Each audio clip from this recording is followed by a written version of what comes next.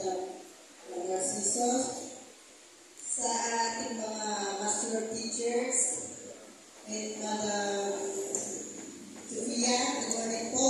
And also, sa ating barangay councils, sa ating mga parents, and of course, sa ating mga bisita, at sa mga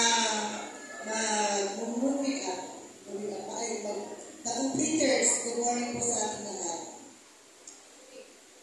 Actually, ang completion rights na ito ay isang patunay na kayo ay isang achiever.